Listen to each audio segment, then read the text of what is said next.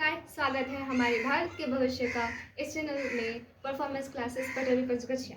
तो आज हम पढ़ेंगे चैप्टर 12 का स्पेस, जिसमें हमारा टॉपिक होगा sun, moon and phases of the moon, यानी चंद्रमा की कलाएं, सूरज और चंद्रमा। इसके बारे में हम पढ़ने वाले हैं। तो इससे पहले जो वीडियोस हम बनाए थे उसमें हमने पढ़ा था the solar system and the earth, उसके बारे में। आज हम पढ़ेंगे सन के बारे में और हमारे चंदा मामा यानी मून के बारे में। ठीक है, तो स्टार्ट करते हैं। Almost all the earth's energy come ultimately from the sun, यानी यहाँ पे बताया गया है कि लगभग अर्थ की सारी एनर्जी कहाँ से आती है? अंत में सन से आती है। ठीक है, यानी हमारे अर्थ में जितनी भी एनर्जीज मिलती है वो अल्टीमेटली अर्थ से आती है। कैसे? जैसे यहाँ पर है एनिमल्स। ठीक है, एनिमल्स, प्लांट्स को ग्रोथ करने के लिए सन चाहिए होती है। हमारी बॉडी को भी विटामिन डी चाहिए होती है जो सन से मिलती है। ठीक है, और अगर सनलाइट नहीं होगा तो पौधे अपना भोजन नहीं बना पाएंगे। पौधे अपना भोजन नहीं बना पाएंगे तो वो ग्रो नहीं करेंगे तो हमारा और बाकी सभी प्राणी जो डायरेक्टली या इनडायरेक्टली, ठीक है, वो किसी प्रकार वनस्पति पर निर्भर है। तो वनस्पति अगर ना रहेगी तो हमें अपना भोजन नहीं मिलेगा। तो हम लोग अल्टीमेटली डायरेक्टली या इनडायरेक्टली सन पर निर्भर करते हैं, सन की एनर्जी पर। ठीक है, इसलिए यहाँ ये कहा गया है कि almost all the earth's energy ultimately come from sun. ठीक है, आगे पढ़ते हैं। The sun is the star of our solar system. जो सन है, ठीक है, सूर्य देवता जी, द सन वो क्या है? Star of our solar system, हमारे सोलर सिस्टम यानी सौर मंडल का एक तारा है। ठीक है, the earth is about 15 million kilometre away from the sun. Earth जो है वो कितना दूर है? 15 मिलियन किलोमीटर दूर है सन से। ठीक है, अर्थ कितनी दूर है? 15 मिलियन किलोमीटर। ठीक है, इतना दूर है सन से। हमारे पृथ्वी और सन की दूरी इतनी है। The sun gives us heat and light. Sun हमें क्या देता है? सूर्य हमें क्या देता है? हीट, ठीक है, और लाइट। एक तो हमें ये प्रकाश देता है और ऊपर से ऊर्जा, गर्मी देती है। ठीक है, आगे बढ़ते हैं। The sun is a huge ball of mostly hydrogen gas with some helium. जो सन है वो एक विशाल सा बॉल है, मोस्टली हाइड्रोजन गैस, ज्यादातर हाइड्रोजन गैस का, और उसमें कुछ हीलियम गैस भी है। ठीक है, आगे ये बताया गया है कि the thin atmospheric layer of the sun is called corona. एक कोरोना वायरस था जो 2020 में, 21 में, 22 में, लगभग इस साल भी कुछ उसके पॉजिटिव इफेक्ट्स दिखाई दिए हैं। लेकिन अब कोरोना कंट्रोल में है, और उस टाइम जब कोरोना आया था कंट्रोल में नहीं था। लेकिन वो कोरोना एक वायरस था, और ये जो कोरोना है वो सन का एटमॉस्फेयर है। जैसे हमारी पृथ्वी, हमारा अर्थ, उसका एक एटमॉस्फेयर है, वायुमंडल है, ऐसे ही सन का भी एक एटमॉस्फेयर है, वायुमंडल है, जो एक थिन लेयर यानी पतली लेयर से बनी है, जिसका नाम है कोरोना। तो हमको पता चल गया ये कोरोना कौन सा था और वो कोरोना वायरस कौन सा था। Corona virus is different, very different from this. How? Because this corona is the thin layer which is present around the sun. Okay, sometimes the corona is visible during a solar eclipse. Solar eclipse ये क्या होता है? Solar eclipse इसका मतलब होता है सूर्य ग्रहण। Solar eclipse मतलब क्या होता है? सूर्य ग्रहण। ठीक है, तो अगर हमें कोरोना को देखना हो ना, यानी एटमॉस्फेयर का जो लेयर है सूर्य का, वायुमंडल का जो पतला सा लेयर है, वो हमें कब दिखाई देता है? सूर्य ग्रहण के दौरान हमें दिखाई देता है। At the centre of the earth, at the centre of the sun. Sun का ये मान लो सन है, इसका जो सेंटर है, center of the sun, the temperature is so high that the hydrogen changes into helium. सन के सेंटर का टेम्परेचर बहुत ज्यादा होता है, तापमान बहुत ज्यादा होता है, जिसके कारण जो हाइड्रोजन होते हैं, हमने क्या पढ़ा कि सन जो है बहुत सारा, मतलब एक विशाल बॉल है जो मेनली उसमें हीलियम, हाइड्रोजन बहुत ज्यादा होते हैं और कुछ हीलियम होते हैं। लेकिन जो सेंटर है, सन का केंद्र है, उसमें जो हाइड्रोजन होते हैं ना, बहुत ज्यादा टेम्परेचर के कारण वो क्या होते हैं? हीलियम में परिवर्तित हो जाते हैं, कन्वर्ट हो जाते हैं, ठीक है।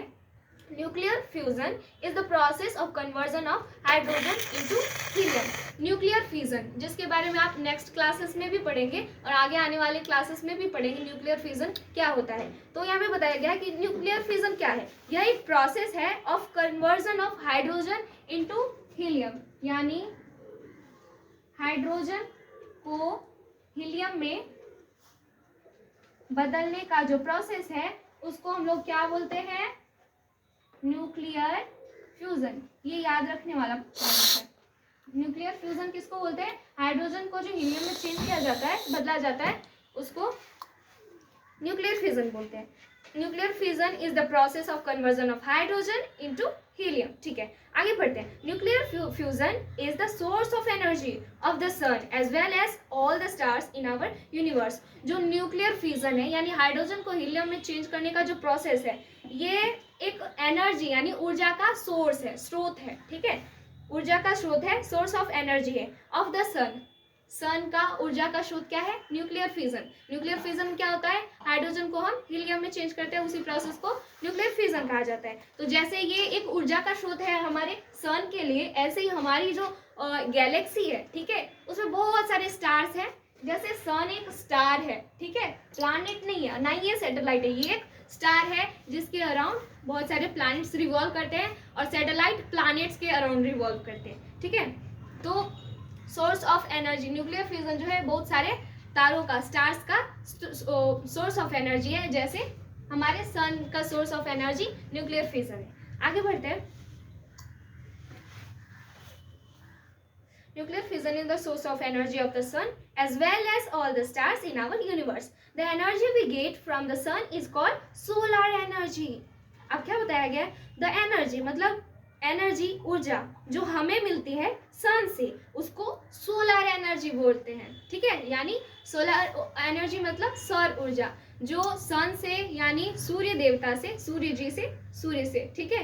हम लोग रिस्पेक्ट देने के लिए सूर्य देवता कहते हैं। और हमारे भारत में, बिहार में एक पर्व भी है स्पेशली छठ, जिसका नाम है, उसमें हम उगते सूर्य और डूबते सूर्य दोनों जी की पूजा अर्चना करते हैं छठी मैया के साथ, यानी वो छठ पर्व है, ठीक है। तो सन का जो एनर्जी हम लोग को मिलता है उसको हम लोग बोलते हैं सोलर एनर्जी, ठीक है। और कई सारी लाइट्स भी है और बहुत सारे इंस्ट्रूमेंट्स जो भी हैं जो सूर्य की ऊर्जा से चलते हैं, ठीक है।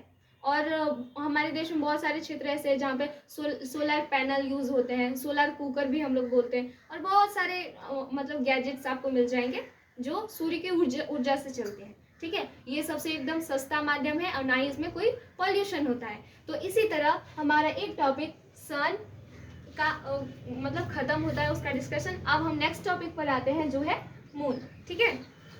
तो मून के बारे में क्या बताया गया है, सबसे पहले तो मून, जिसको हम लोग पुरातन काल से चंदा मामा कहकर उनको आदर देते आए हैं, उनका रिस्पेक्ट करते आए हैं, ठीक है।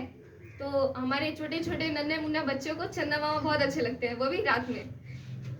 तो आगे बढ़ते हैं चंदा मामा के बारे में, यानी मून के बारे में। The moon is our nearest celestial body in space. Space यानी अंतरिक्ष में जो मून है यानी चंद्रमा है, वो सबसे पास वाला, आवर नियरेस्ट हमारा सबसे पास वाला कैलेस्टियल बॉडी है। कैलेस्टियल बॉडी मीन्स, कैलेस्टियल बॉडी का मतलब होता है खगोलीय पिंड। खगोलीय पिंड क्या होता है, हमारे अंतरिक्ष में मिलने वाले सभी चीज खगोलीय पिंड है, ठीक है। जैसे स्टार भी खगोलीय पिंड है, स्टार में क्या आते हैं हमारे सन, प्लैनेट्स भी खगोलीय पिंड है, और बाकी जो तारे मिलते हैं वो भी खगोलीय पिंड है। खगोलीय पिंड का मतलब, खगोलीय पिंड इसको बोलते हैं, कैलेस्टियल बॉडी बोलते हैं इंग्लिश में। हमारे अंतरिक्ष में यानी स्पेस में जो भी चीज मिलती है ना, जैसे सूर्य हो गया और बाकी सारे ग्रह हो गए और तारे हो गए और उपग्रह हो गए, ये सारे खगोलीय पिंड के हिस्से हैं, ठीक है। खगोलीय पिंड कहा जाता है इन्हें। तो हमारा चंद्रमा जो है, जो अर्थ का सैटेलाइट है, वो भी एक खगोलीय पिंड है। It appears as the biggest thing in our sky. ये हमारे आसमान में अगर हम देखें तो सबसे बड़ी चीज जो है हमारे आसमान में हमको दिखाई देती है, वो है चंद्रमा, द मून, ठीक है। In our sky apart from the sun. Sun के अलावा अगर देखो तो, सूर्य के अलावा अगर हम देखें तो हमारे सन में सबसे बड़ी चीज जो हमें दिखाई देगी सूर्य के अलावा वो है चंद्रमा। यानी मून, जो हमें रात्रि में दिखाई देती है। It is the only natural satellite of earth. Earth का सिर्फ एक ही उपग्रह है, एक ही सैटेलाइट है, वो है मून, जो प्राकृतिक यानी प्राकृतिक उपग्रह है, सॉरी, ठीक है। It is about 3,84,400 kilometre. जो मून है वो हमारे अर्थ से 3,84,000 किलोमीटर दूरी पर स्थित है, ठीक है। The moon reflects the sun's light and appears bright at night. हमारी चंद्रमा रात को जैसे वो चमचम करती रहती है, जिसको देख के हम लोग को बहुत शीतलता मिलती है, ठीक है। और जब मम्मी लोरी सुनाती है तो लोरी में भी चंद्रमा जी का वो कुछ उनके बारे में शब्द बोलती है जो बहुत अच्छे लगते हैं। जैसे एक कविता जब मैं छोटी थी तो बचपन में सुनाया जाता था, चंदा मामा दूर के पूरी पकाए गुड़ के, आप खाओ थाली में मुन्ने को दे प्याली में, ऐसे ही, ठीक है।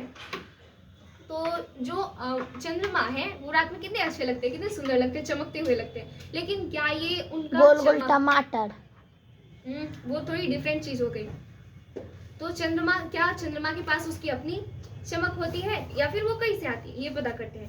तो हमारी पुस्तक में ये बताया गया, हमारी बुक में ये बताया गया है कि चंद्रमा के पास उसकी अपनी चमक नहीं होती, वो सन से आती है। सन से लाइट चंद्रमा पे पड़ती है और वो वापस जाती है, तो चंद्रमा पे टकरा के हमारी चंद्रमा जो है चमकदार दिखने लगती है, ठीक है।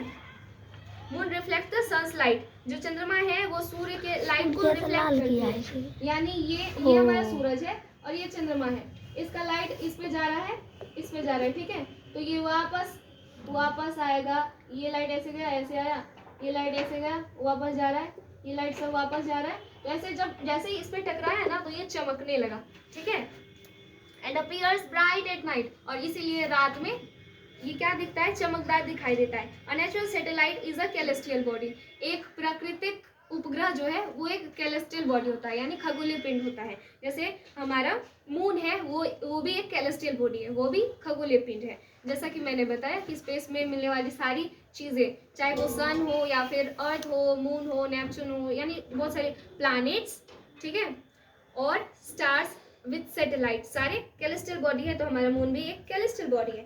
अब आगे बढ़ते हैं। There is no atmosphere on the moon. हमारे पृथ्वी पर एटमॉस्फेयर है, यानी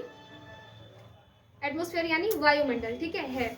और हमने पढ़ा सन के बारे में कि सन के पास भी एक पतला सा लेयर होता है जो कोरोना नाम से जानते हैं हम उसको, ठीक है। लेकिन अगर हम मून की बात करें तो इसके पास कोई एटमॉस्फेयर नहीं है, ठीक है। The moon surface is covered with craters, valleys and mountains. जो मून का सरफेस है, यानी चंद्रमा का सरफेस है, चंद्रमा का सरफेस वो किससे कवर है, वहाँ पे बहुत सारे पहाड़ होते हैं और गड्ढे होते हैं, ठीक है, और घाटियाँ होती है। जब हमारा चंद्रयान वहाँ पर पहुँचा था तो हमने उसकी सरफेस का फोटो देखा था, ठीक है। और जब हम यूट्यूब पे सर्च भी करते हैं या टीवी पे देखते हैं तो हमें बहुत सारी मतलब वाइट लेयर दिखती है, फिर उसमें कई जगह गड्ढे होते हैं, कई गड्ढों में तो लाइट तक भी नहीं पहुंचती, तो वो काले काले दिखते हैं, और कहीं ऊपर से उठा हुआ से पहाड़ से दिखता है, ठीक है।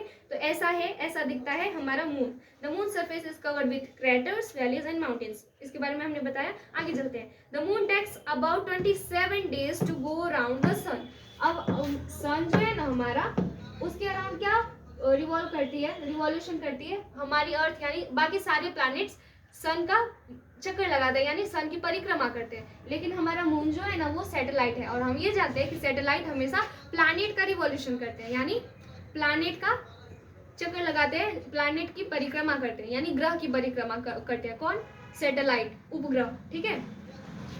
तो हमारा मून को कितना टाइम लगता है? हमारे अर्थ का पूरा एक चक्कर लगाने में पूरा 27 दिन, ठीक है, 27 दिन लगभग लग जाता है हमारी चंद्रमा को पृथ्वी का एक चक्कर लगाने में। It also takes about the same time to turn round once on its axis. अब इसका क्या मतलब है?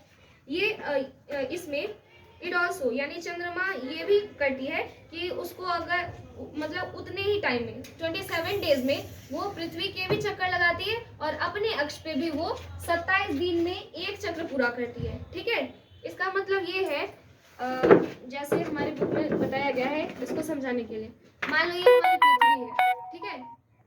मान लो मैं पृथ्वी हूँ, ठीक है, क्योंकि मैं बड़ी हूँ, ये हमारा मून है, ठीक है, ये अपनी जगह पे भी घूमेगा एक दिन, मतलब ये अपनी जगह पे घूमने में ना 27 दिन लगेगा। अगर ये यहाँ से स्टार्ट करता है, यहाँ से मान लो, ठीक है, फिर यहाँ ये घूमते घूमते घूमते घूमते घूमते घूमते ये वाला साइड इधर आया, ठीक है, तो इसको कितना टाइम लगा, 27 दिन लगा अपना अक्ष पे एक चक्कर पूरा करने में। ऐसे ही अपने अक्ष पे घूमते घूमते घूमते घूमते वो पृथ्वी के भी चारों ओर ऐसे घूमता है, ठीक है, पृथ्वी के भी चारों ओर घूमता है। तो ये पृथ्वी का एक चक्कर लगाने में और अपनी जगह पे भी घूमते घूमते पृथ्वी का एक चक्कर लगाने में कितना टाइम लगता है इसको, 27 दिन, ठीक है। आगे पढ़ते हैं। It also takes about the same time to turn round once on its axis, यानी अपनी अक्ष पे भी एक बार घूमने में उसको 27 दिन लगता है। It is orbiting the earth and turning at the same rate, यानी ये है परिक्रमा करना पृथ्वी की और एक ही गति से घूमना, एक गति से घूमना और घूमते घूमते पृथ्वी की परिक्रमा करना, ऐसे करता है हमारा मून, ठीक है। अब आगे बढ़ते हैं। आगे का टॉपिक है फेजेस ऑफ मून, और इसी के साथ मून वाला टॉपिक खत्म हुआ, उसके अंदर ये फेजेस ऑफ मून आता है, तो उसके बारे में जानते हैं। Observe the moon through a month. कभी आपने देखा है कि हमारे सन यानी चंदा मामा जो है ना, कभी ऐसे दिखते हैं, कभी ऐसे दिखते हैं, हाँ कभी ऐसे दिखते हैं, दिखाओ। कभी मोटे हो जाते हैं और मोटे हो जाते हैं, कभी पतले पतले पतले पतले पतले हो जाते हैं।